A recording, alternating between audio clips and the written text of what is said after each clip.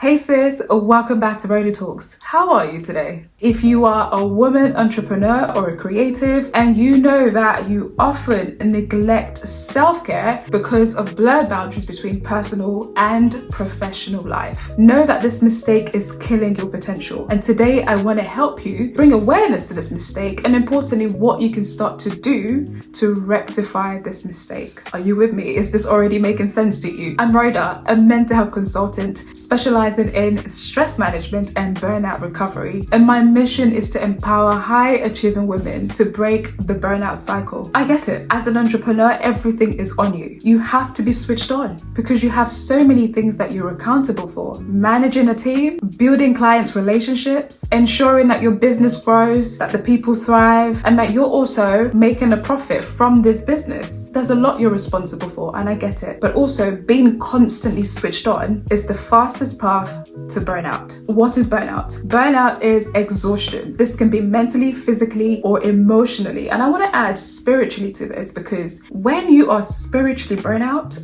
just know that the anchor for your soul is in the ghetto. It's in the pits. When your spirit can't take life anymore, can't seem to go on anymore, how do you think you're going to feel emotionally, physically? How do you think you are going to feel mentally? So I say spiritual burnout is probably the worst of all burnout because there is no anchor for your soul. So simply put, burnout is exhaustion and you can experience this mentally, physically, emotionally, spiritually, and that's where you want to avoid. And the truth is, if you keep pushing self-care and you keep neglecting it, thinking that you can keep up without actually stopping to rest, pause. Sister, this will catch up to you very quickly. What's the big deal? Why is self-care so important? Sister, self-care is very, very important. And when you keep neglecting it, when you keep sacrificing it, when you keep prioritizing everything over this, it is detrimental to your well-being. When you're constantly on, always available, and pushing yourself to meet every single demand, your mind and body has to pay the price. As a woman myself, I can tell you it's hard to switch off. In my brain, I feel like I've got so many tabs. And if also like me, you find it difficult to stay asleep because your mind is always on. You're always thinking of this and this and that. Thankfully, I've been able to learn how to close those tabs so that I can go to sleep, stay asleep, then wake up and take on another day because I've had the chance to switch off. But what keeps these tabs running? What keeps these tabs open all the time? It's the pressure to deliver. And especially as an entrepreneur, everything is on you. Like the success of your business is on you. And if you also have a team that you're running, you want to keep food on their table. You want to keep them employed. So that pressure is also on you. I don't take it lightly what entrepreneurs have to go through. To the professional woman watching, if your boss is not an entrepreneur, if he or she did not start this business, you wouldn't be employed. As an entrepreneur, there is so much that you are responsible for. But if you don't try to rest or to put your mind at rest and it's just constantly going, it will catch up to you. What are the costs of neglecting self-care? Your anxiety and stress is increased. You're mentally and physically fatigued. As in, when your brain is just like, you're reading and you're having to read that same sentence over and over again, or you're speaking and you find that your words are just like, I can't follow the train of my thought, or that you find that you can't even be present in conversations. That's your mind telling you, sister, I'm done. Give me a break. Let me rest. And because of this, there's also a decline in your productivity and your focus because you can't focus, and because you can't focus, you can't be productive. But because the pressure to be productive is there, what do? You force yourself through all of that, which then increases your anxiety and stress, eventually leading you to feeling even more burned out. And another cost is feeling disconnected and isolated. And I tell you, this one is very dangerous. When you've gone through stress and anxiety and you're physically and mentally fatigued and you're not being productive and you can't focus, you find that maybe you even shut yourself away. So you start to feel disconnected and isolated. And this is where the burnout really starts to speak to you very clearly. But because again, the pressure of having this business running is on you, you don't even stop to pause, you don't stop to rest, you have to keep grinding, should we say. But this is dangerous. You need to be alive to run the business. You actually need to be well to run a business. When I went through burnout, I hit rock bottom. As a serial perfectionist and people pleaser, I was constantly pushing myself. And when I finally reached that breaking point, I knew that I had to start taking care of myself. This is like spiritually, physically, mentally. I literally had had to stop and look after myself. Now, it wasn't easy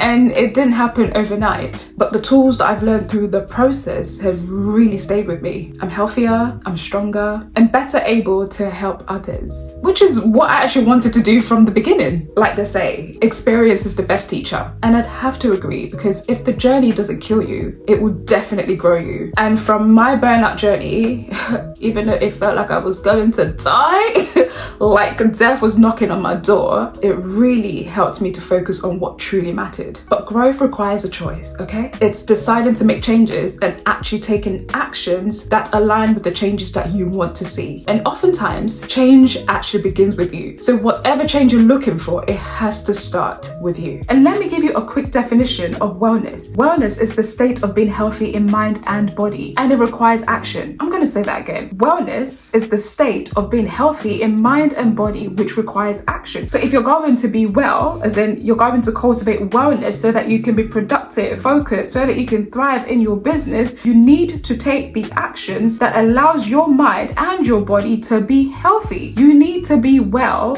to thrive. I hope you got that. You need to be well to thrive. With that said, let's talk about how we can actually fix it. With some intentional changes, you can break this cycle and protect your mental and physical health. The first tip to managing stress to avoid burnout is rest and recovery. Now, it may sound very basic, like, Rhoda, you're telling me to rest. Yes, I am telling you to rest so that you can recover. Rest is actually very essential. For example, taking a break between client meetings or projects is a great way to start. As an entrepreneur, it's crucial for you to take breaks between projects and client meetings. So if you know that throughout today I've got XYZ, I've got these people I've got to meet, I've got this to do, and it's back to back to back to back to back to back to back.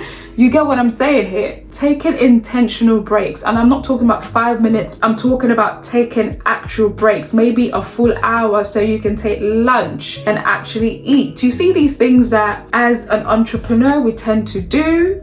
I am guilty of this. I know times where I've told myself, oh Rhoda, yeah, that's fine, let me keep going, I'll eat later, I'll take a break later, I'll take a break when I know I'm at a good place with this work. And then what happens? My productivity level goes down, my focus is declined. And don't get me wrong, I think some of us, we know our zones. So I find sometimes when I am in my zone, I just want to keep going because I'm in a flow. That said, I've also learned to start putting timers and saying, Rhoda, just disconnect, take a break and move away from this. So when I come back, I actually come with a fresh perspective and I feel more recharged. Just saying.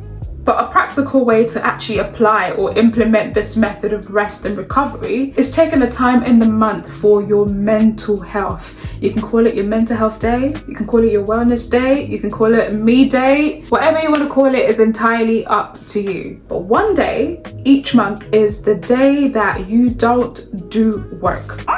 For an entrepreneur, a day that I'm not working, Rhoda, I have bills to pay. I have people to look after. What do you mean? Everyone is different, so it's very important to find what works for you. So what really happens on these mental health days? It's a day where you don't expect any productivity from yourself. Bruno Mars actually sang this very beautifully. I don't know if I can sing it for copyright, but today is the day I don't feel like doing anything. I just want to lay in my bed. Again, this came from Bruno Mars, not me.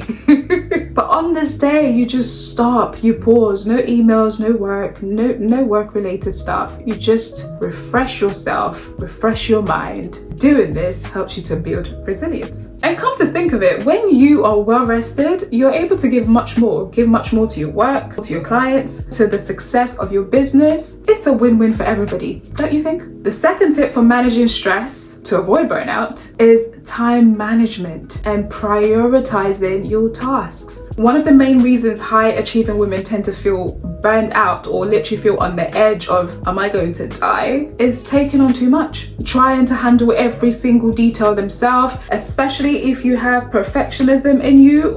If perfectionism runs through your veins, you know exactly what I'm talking about. It's almost as if you don't do it, nobody can do a better job than you. So you want to do everything. And that's great in your mind, but in reality, it comes at a cost. For me, I've learned to set boundaries and manage my time effectively. I start by time blocking for important tasks and setting aside focused work hours. So I will set a timer for a particular task that I want to do. And once that time is up, I am done. I take a break, I walk away, I come back, and then if I need to continue, I continue. But the important thing is that I've set time to focus on this particular task, and I've also learned to manage my time effectively, so that way I'm able to get quite a lot done instead of perfecting one particular task. Do you know what I'm saying? Are you hearing me, sis? Doing this has really helped me to manage feeling overwhelmed, especially when I feel like I've not done enough because I've spent all my time perfecting one particular task. And another game changer, if you're able to, is to outsource smaller tasks. This can mean delegating administrative tasks, maybe like emails or follow-ups, or just tasks that you know somebody else can do. What this will do for you is free you up for the most important tasks. Now, as an entrepreneur, you're wearing so many hats. For all I know, you're probably like a one-man team. You are the admin, you are the CEO, you are the social media manager, you're the sales team. You wear so many hats. So I understand if outsourcing is not ideal for you, but look around your circle. Who do you know you can bring in to help you with the smaller tasks? If you're able to pay for someone's service